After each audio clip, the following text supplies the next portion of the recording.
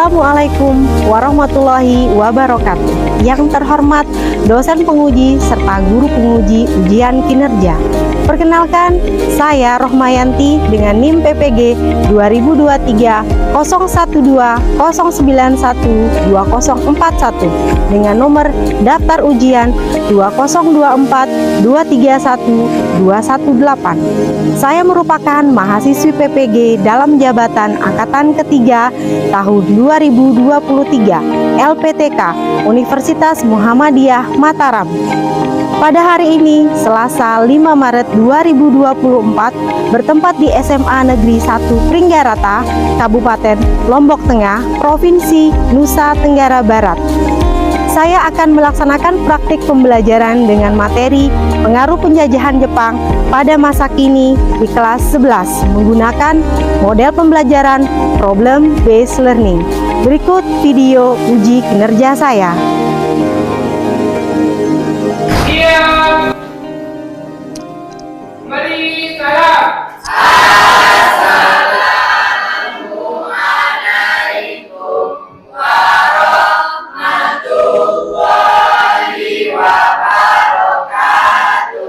Waalaikumsalam warahmatullahi wabarakatuh. Silakan duduk. Bismillahirrahmanirrahim. Untuk memulai pelajaran kita di pagi hari ini, marilah kita berdoa menurut agama dan kepercayaan masing-masing. Berdoa dalam hati. Mulai.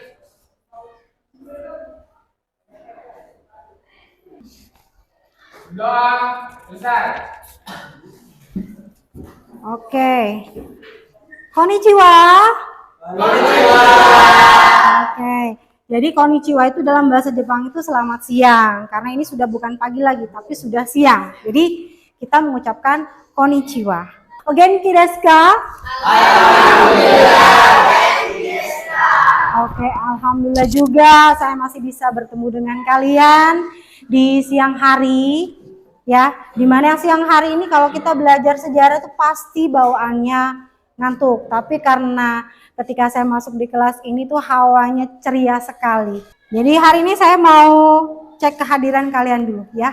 Kita absensi dulu. Yang pertama Abdul Aziz, Adrian, Ashabi, Baginda, Elma, Satura, Siti, Suci, Umi, Zaharani. Oke, ada yang tidak disebut? Oke, komplit semuanya ya.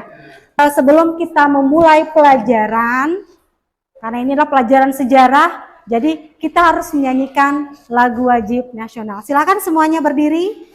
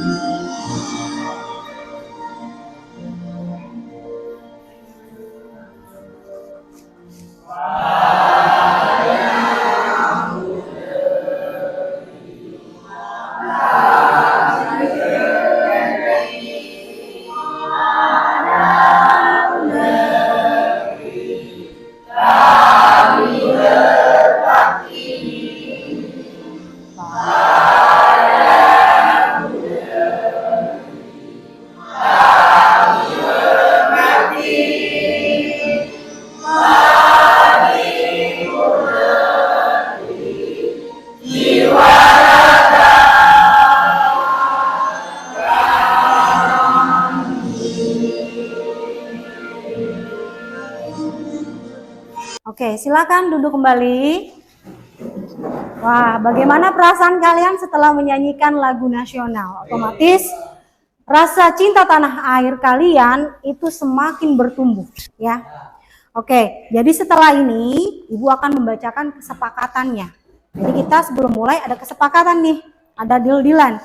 Di mana setelah kita memulai pembelajaran itu kalau ada yang tidak menaati aturan kelas, maka kelompoknya akan didiskualifikasi alias tidak ada nilai ya. Kita akan mulai, tapi kita perlu pemanasan dulu. Kita perlu pemanasan dulu. Jadi kita mulai, silakan kalian duduk di tempat kalian masing-masing. Nanti ketika Ibu bilang tepuk 1, 2, 3, 4, 5, silakan kalian tepuk sesuai dengan yang sudah Ibu instruksikan. Bisa kita mulai? Oke. Tepuk 1, tepuk 2, tepuk 3, tepuk 4, tepuk 5. Oke, jadi Ibu random sekarang. Apakah kalian fokus dengan tepuk yang kalian kerjakan tadi? Bisa kan? Oke. Tepuk 3, tepuk 4, tepuk 1, tepuk 5. Oke, semuanya konsentrasi. Terima kasih. Jadi tujuan kita belajar hari ini, sudah Ibu buatkan itu. Tujuan pembelajaran kita hari ini adalah menganalisis pengaruh pendudukan Jepang di Indonesia yang masih ada hingga sampai dengan detik ini atau hingga masa kini. Contohnya apa saja? Yang namanya pendudukan Belanda, Jepang ketika datang ke Indonesia itu ada namanya dampak positif dengan dampak negatif. Karena biasanya dampak positif itu selalu dipakai berulang-ulang oleh negara yang dijajah tadi. Misalkan apa? Nah, nanti kita akan pelajari tentang dampak dan pengaruh pendudukan Jepang ya. Oke, sebelumnya. Nah, siapa yang mau membacakan soal ini? Silakan. Dibaca. Apa makna lagu Padamu Negeri bagi peserta didik? Oke, ada yang mau menjawab nggak? Silakan Satura. Makna dari lagu Padamu Negeri itu adalah terdapat rasa cinta, kesetiaan, dan pengabdian terhadap negara melalui lirik-liriknya yang penuh semangat. Lagu tersebut itu mengajak peserta didik untuk mencintai tanah airnya, berjuang untuk kemajuan bangsa, serta menjadi warga negara yang bertanggung jawab dan berbudaya. Ini bisa menjadi inspirasi bagi mereka untuk memiliki rasa kebanggaan dan tanggung jawab terhadap negara mereka, serta mendorong semangat patriotisme dan pengabdian kepada Indonesia. Yang melakukan rasa cinta ini adalah kita sebagai khususnya sebagai rakyat Indonesia. Oke, khususnya kalian sebagai peserta didik, di mana yang namanya lagu ini harus diajarkan di bidang pendidikan. Karena kalau kalian tidak tahu ini, maka kalian tidak punya identitas. Itulah pentingnya pembelajaran sejarah. Jadi, karena kalau tidak ada sejarah, kalian tidak tahu sejarahnya Indonesia beberapa tahun itu seperti apa. Ya, oke. Selanjutnya, ini kita sudah masuk di orientasi, jadi kita akan melihat atau menyaksikan video materi. Silakan kalau ada dari kalian yang masih kurang dari materi PowerPoint yang Ibu kasih, kalian bisa tambahin lagi dari video yang kalian saksikan hari ini. Halo anak-anak, gimana kabarnya? Kali ini sama Edma Yudasati kita akan mempelajari materi dampak pendudukan Jepang di Indonesia. Dalam sejarah Indonesia, kita ketahui bersama bahwa Jepang terlibat dalam Perang Dunia Kedua. Dimulai ketika Jepang menyerang pangkalan militer Amerika Serikat. Jepang kemudian menguasai wilayah Pasifik dan merambah masuk ke Indonesia. Jepang ingin menguasai dunia di bawah pimpinannya dengan menggaungkan doktrin Hakko Aichi yang bermakna bahwa dunia adalah satu keluarga dan Jepang sebagai pimpinannya. Jepang masuk ke Indonesia, mendarat pertama kali di kota Tarakan, Kalimantan Timur, kemudian ke Palembang, dan di Jawa. Masa awal pendudukan Jepang, wilayah Indonesia dibagi menjadi 3 daerah pemerintahan militer, yaitu Republik ke-16. Untuk wilayah Jawa dan Madura dengan pusatnya di Jakarta. Semuanya bertujuan untuk memenangkan Perang Asia Timur Raya untuk menarik simpati rakyat Indonesia, Jepang mencanangkan gerakan 3A, yaitu Cahaya Asia, Pelindung Asia, dan Pemimpin Asia. Di bidang ekonomi, Jepang menerapkan sistem autarki, yaitu mewajibkan setiap daerah memenuhi kebutuhan sendiri. Tidak sedikit pula wanita Indonesia yang dipaksa menjadi jukunyengfu, dan mereka diperlakukan secara dan kebijakan Jepang di bidang kemiliteran bagi bangsa Indonesia memberikan dampak positif, yaitu rakyat memiliki kemampuan berperang yang nantinya sangat bermanfaat ketika mempertahankan kemerdekaan. Selain kebijakan tersebut, pemerintah kedudukan Jepang merekrut Romusa untuk memperbaiki sarana prasarana yang rusak akibat perang. Untuk menjaga tetap tegaknya NKRI dengan terus memupuk persatuan dan kesatuan bangsa, melanjutkan perjuangan generasi terdahulu putra kesatuan bangsa. Demikian pembelajaran sejarah kali ini. Untuk menambah wawasan kalian dalam materi ini, silakan kunjungi Jogja Belajar. Terima kasih. Oke, tadi kalian sudah menyaksikan atau menonton video materi tentang dampak pendudukan Jepang di Indonesia. Sudah jelaskan sekarang apa aja yang masih sampai dengan detik ini. Yang pertama itu tadi, kalau Ibu tidak salah dengar, itu ada namanya tonari gumi. Apa sih itu tonari gumi? RT. Di tempatmu ada RT enggak? Ada kan? Nah, itu salah satu dari pengaruh Jepang yang masih dipakai oleh Indonesia sampai dengan detik ini, ya. Kalian harus menganalisa. Tadi sudah dijelaskan lagi. Tadi kan ada bidang politiknya apa, bidang ekonominya apa, bidang kebudayaan, sosial itu apa. Kalian analisa pengaruhnya yang masih dipakai oleh bangsa Indonesia sampai dengan detik ini. Kayak contoh tadi, tonari gumi. Itu dalam bidang apa? Politik apa larinya ke sosial? Sebenarnya larinya ke sosial. Ya. Nah, itu maksudnya. Jadi tugas kalian itu adalah nanti tinggal menganalisa. Pilih-pilih nih. Jadi semua dampak itu tidak semuanya masih ada sampai dengan detik ini. Jadi tugas kamu adalah memilih atau menganalisa dampak-dampak tadi yang sudah disebutkan di video untuk kalian tulis kembali. Lalu nanti setelah kalian tulis kembali, baru kalian akan presentasikan di depan. Nanti bagi-bagi tugas caranya. Ya, sebelum kalian presentasi, nanti akan saya bagikan LKPD. Jadi 2 orang mengerjakan LKPD, 2 orang mengerjakan analisis dari pengaruh pendudukan Jepang di Indonesia yang hingga sampai gini ya. Jadi kita mau bikin kelompok dulu ya, biar tahu nih tugasnya apa gitu kan. Oke, silakan yang kemarin sudah Ibu bagi, silakan cari kelompoknya. Ayo, cari kelompoknya yang kemarin. Silakan dicari kelompoknya. Kelompok 1 komplit. Kelompok 2, kelompok 3, kelompok 4 komplit, kelompok 5. Oke, terima kasih. Nah, jadi sekarang kalau sudah tahu kelompoknya, Ibu bakalan bagi ya, bagi tugasnya dulu ya.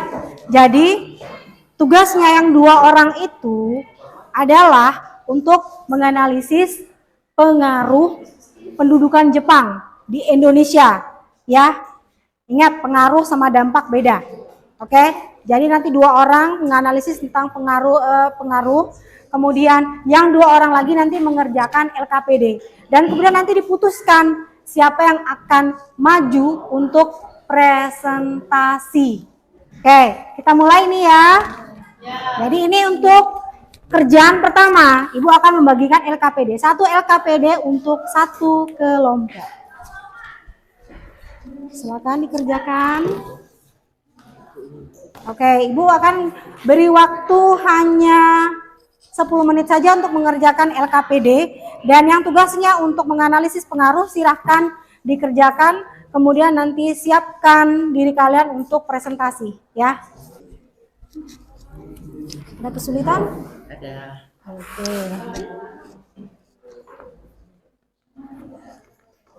Oke, begitu. Nah, tadi sudah tak kasih contoh tentang tonarigumi. Jepang membentuk tonarigumi. Sekarang masih ada nggak? Masih ada. Nah, itu. Nanti kasih contoh, masih ada apa enggaknya. Oke? Silakan dikerjakan karena waktu terus berjalan. Waktu kalian hanya 10 menit dari sekarang, ya. Tolong dipergunakan waktu dengan sebaik-baiknya. Oke, waktunya sudah 10 menit. Jadi kita akan melanjutkan ke pembelajaran berikutnya, yaitu kalian harus mempresentasikan hasil diskusi kalian yang 2 orang tadi itu nanti di depan. Jadi kan sudah diputuskan ya, siapa yang maju, kemudian nanti siapa yang sisanya nanti akan menjawab pertanyaan dari teman atau kelompok yang lain. Oke? Jadi di sini kalau kalian sudah membuat analisanya, jadi kalian tahu tuh dampaknya apa, kemudian pengaruhnya untuk Indonesia apa, ya, yang masih dipakai dengan detik ini. Oke? Silakan untuk kelompok pertama bisa dimulai. Oke, silakan maju. Bella, saya mulai ya. Assalamualaikum warahmatullahi wabarakatuh. Selamat pagi. Oke lah, langsung saya ke poinnya ya. Jadi saya ingin mempresentasikan pengaruh kependudukan Jepang di Indonesia pada masa kini. Jadi pengaruh kependudukan Jepang di masa kini itu memiliki beberapa bidang. Namun yang saya akan presentasikan hari ini, saya mendapatkan di bidang pendidikan. Oke. Jadi yang setelah ditonton video yang tadi itu, saya dapat simpulkan bahwa Jepang sama Belanda itu memiliki pendapat yang berbeda. Jadi pendidikan Jepang sama Belanda itu berbeda ya. Jadi kalau di Belanda itu tujuan untuk membentuk pendidikan itu untuk menghasilkan pegawai administrasi yang akan membantu pemerintahan mereka agar birokrasi pemerintahannya itu murah dan terdidik. Terus kalau di Belanda itu pendidikannya itu lebih mencerminkan ke pendidikan politik dan budaya daripada kebutuhan lokal. Jadi di Jepang itu terdapat pendidikan formal. Ya, salah satunya yaitu ada namanya Kokumin Gokai. Nah, Kokumin Gokai itu lama waktunya itu 6 tahun pada masa lalu. Dan masa kininya itu kita dapat rasakan di SD, sekolah dasar. Apakah kalian sudah bersekolah dasar?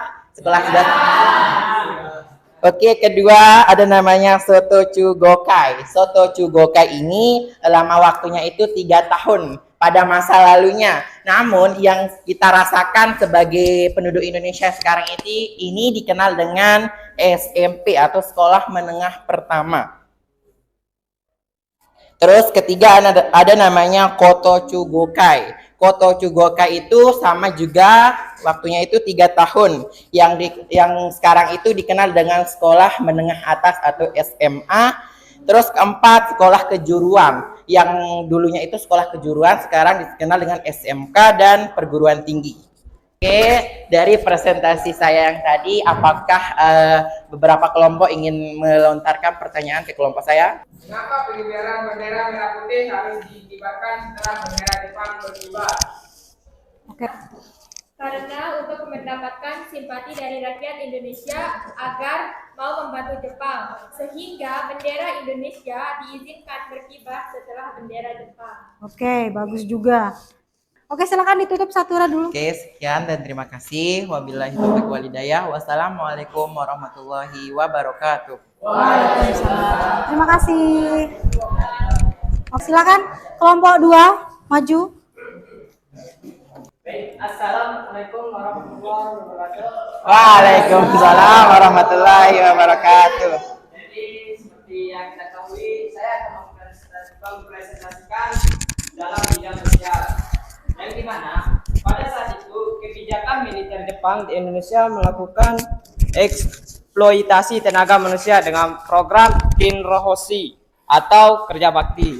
Tidak hanya itu, ada juga masyarakat Indonesia dipekerjakan di luar negeri seperti Thailand, Myanmar, Malaysia, dan Vietnam, yang dari totalnya berjumlah hingga 300.000 dan yang kembali hanya 70.000 orang dalam kondisi mengenaskan.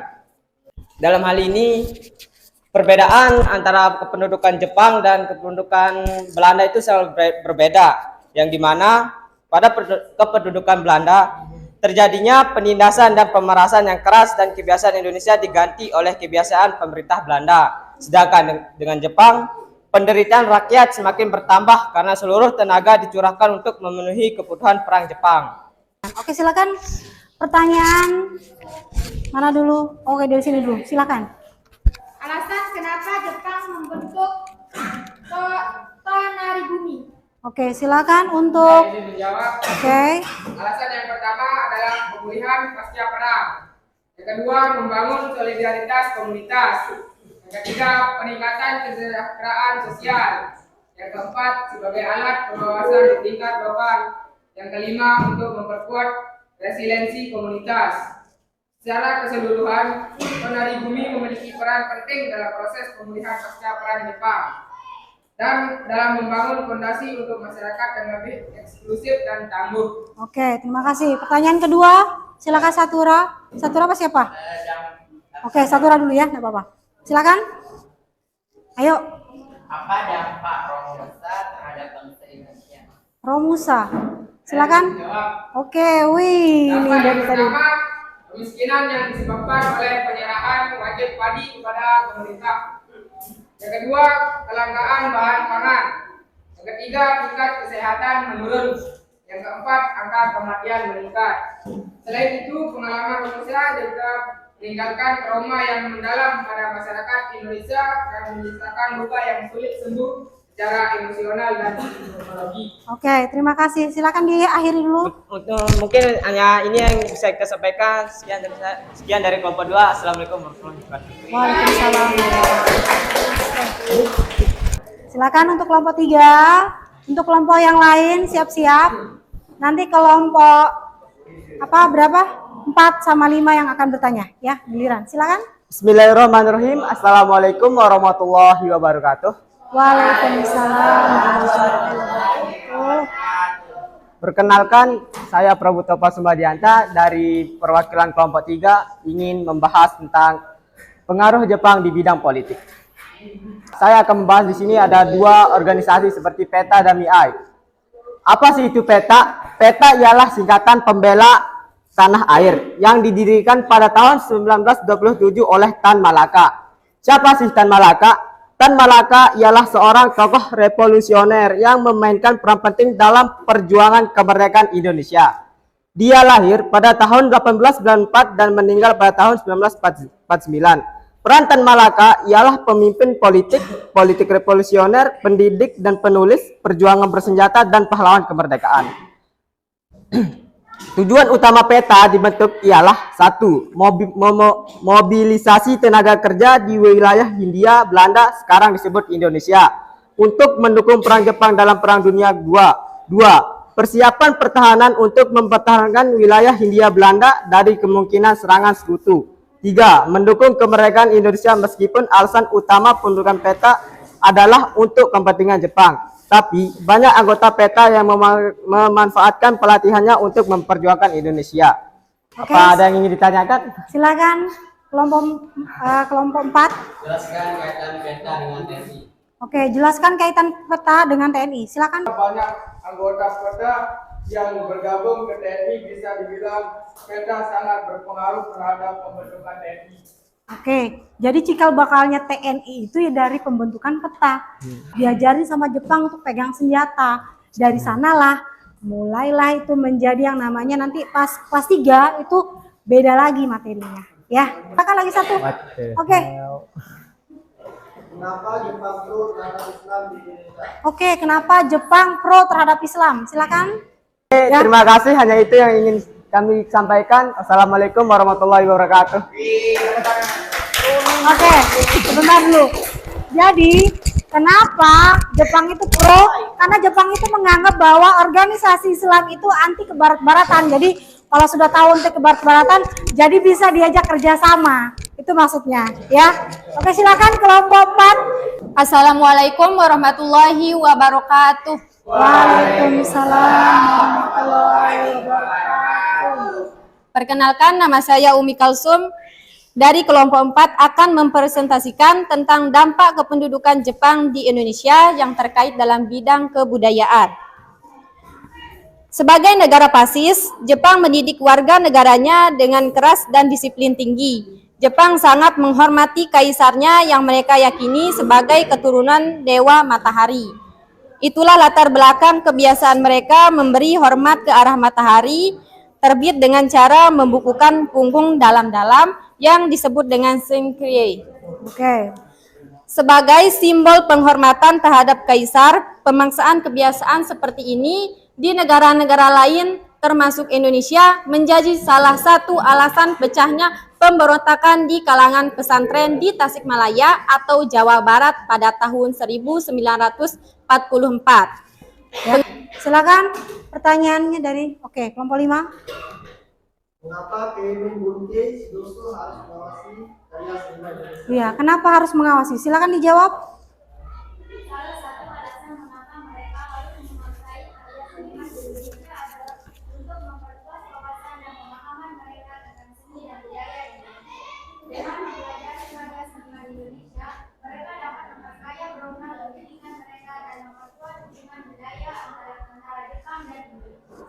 Selain itu, memahami seni dari berbagai budaya juga akan membantu dalam membangun pemahaman yang lebih luas tentang keanekaragaman dunia dan menghargai perspektif yang Oke, intinya kenapa harus Jepang mengawasi biar tidak salah jalur?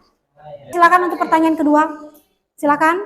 Mengapa Senkire diwajibkan bagi rakyat Indonesia? Oke, saya kira kenapa? Silakan jawab.